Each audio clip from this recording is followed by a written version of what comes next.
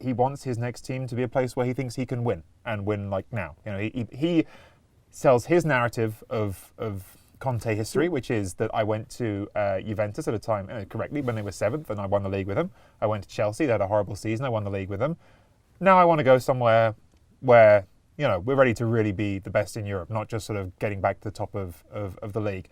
So I should probably point out too, I mean, this is what the Conte haters would point out, that yes, you took over Chelsea when you finished 10th, but of course that's because of the curious ways of the guy who was running the club before you, and the year before that they actually won the title. And yeah, of course. when he joined Juve, they'd finished, I think they finished 7th. Was it 2 years in a row as well? But, you know, you still had Buffon, Chiellini, you had like, winning, you had a winning past, and you had a budget. Yeah. I mean, there's no question. Let's not detract from what he did. No. I'm not detracting, but what I'm saying is, those were. It's not like those were jobs that he built from nothing, right? Those were 2 brands with obvious immediate potential.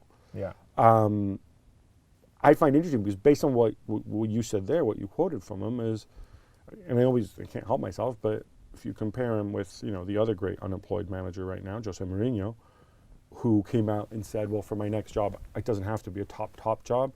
It can be the next tier down, as long as there's an ambition there to build something. What he seems to be saying here is he wants to go into a ready-made situation to win straight away. And if you talk about clubs that can win titles straight away, you're talking about Manchester City, Liverpool, Paris Saint-Germain, Bayern, Real Madrid, Barcelona, and Juve. Yeah. He ain't getting any of those jobs, not right now. That's, well, Paris Saint-Germain maybe. Right, well, so yeah, like that, you know, I think that if you look at my interpretation of that, the PSG job would certainly fit into it. I suppose I'd be interested to know how he would interpret, for instance, the Inter job. Is that, you know, at least they would, you know, they should. I mean, we'll get on to this conversation. They should be in the Champions League next season. Does that meet his criteria? Like, you know, at least, you know, with Roma, we don't even know if they're going to be in the top 4. With Inter, at least they'd have that. But I mean, best case scenario, though. Do we know that Inter is going to make top 4? No, I mean, we don't. I just don't want to sort of dive into that conversation because I feel like that's later on. But yeah, we don't, the way they're playing. Well, I mean, Inter sort of plugging the gap with Juve in the space of 1 year, even with Conte, even with significant investment. I mean, that's not really realistic. I think that you're right. I don't think it's realistic, but I think he thinks it's realistic if he's on board. I think he thinks that he has enough to drive the competition against Allegri. I'm a confessed hater. I am not a fan of Antonio Conte. I'm a fan in the sense that I think he's a very good coach. I just don't particularly want him to be coach of my team. I do think Did you like him when he was winning the first league? That's what I was going to say. Because Gab was saying just right now, like in the sense that, you know, he went to Chelsea and they were already this. And he's right about a lot of things. You know, the guy has had perhaps on many occasions a little bit of help from those that have come before him. I do think with Juventus, though, the club owe him a lot for at least the change in mentality, for at least the change in believing that this club was once again a powerful one and one that can challenge at the very highest level. And for that, I do think that Conte needs to be recognized more than anything for that, and also for the Italian for a national team, what he did there. Having said all of these things, I was a little bit struck by the fact that in the Gazzetta interview, it seemed to be just an homage of digs, or however, like it was just dig after dig at Allegri. Yeah. And using the particular wording that Allegri uses. Can you highlight some of those? Yeah. There's one thing that I know Allegri says so clearly, which is I try to do as little damage as possible to my team. Because Allegri is somebody who doesn't like to take too much of, you know, I mean, he likes to be complimented, don't get me wrong, but he's always like, oh, it's about the players, it's not about me. And then the worst thing that Conte says is, I'm not a coach who wants to do as little damage as possible to the team. Yeah. And I just think, why? And then he's like, you know, Allegri's done a good job in continuing my work. He didn't continue work, he bettered it. You took your mentality by all means, but he took a side that you thought wasn't worth more than £10 at a dinner table and took it to the Champions League final against Barcelona. You should explain that reference too, the £10.